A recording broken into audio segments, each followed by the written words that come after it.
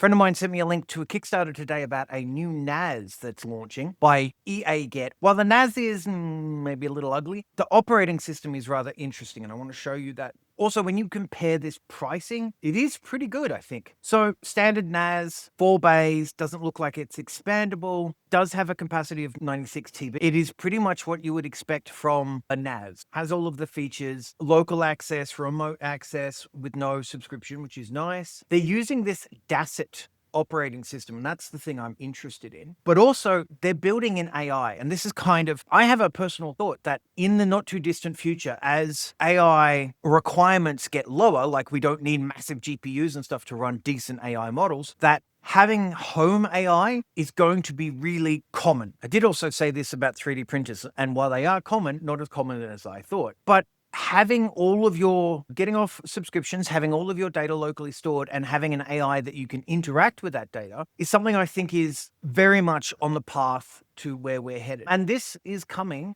with that built in, which I think is really interesting. Doesn't actually tell us how much RAM is running. It doesn't have a GPU. So whatever is built in, whatever AI they're building into this is going to be pretty small. It'll be a 2 gig maybe. So I wouldn't expect it to be doing some amazing things. They've got two offers. One, which has got the mini server, which doesn't have AI, only works locally. Then they've got their Max model, which does have AI and remote access. Even though the Max model, 327, honestly, that's pretty good. That is pretty good for a 4-bay box. But let me show you the operating system they're using. Planet X Labs has made this OS called DASIT, and they're OEMing it. I think what this operating system is trying to do is become a default OS for NAS. So anyone that wants to make a NAS and sell it commercially, you would package it with this OS rather than having to build your own. And yeah, I think that's where they're headed. So it will run on ARM, which, if you don't know, that's a Raspberry Pi. So you could run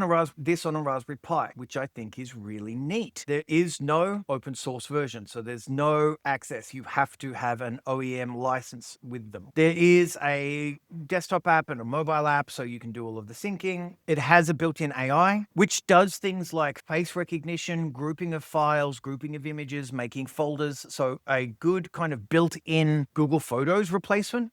And then they've got their Pro, which is going to run 128 gig of RAM. I think what these guys are doing are really trying to build an operating system to power the home AI unit. I'm very interested in seeing how this goes. It would be great if it was open source, but it's not. Or even if there was like a single license I could get, that would be good. I also realized I don't think it has any Docker support. I thought it was interesting and I just wanted to share.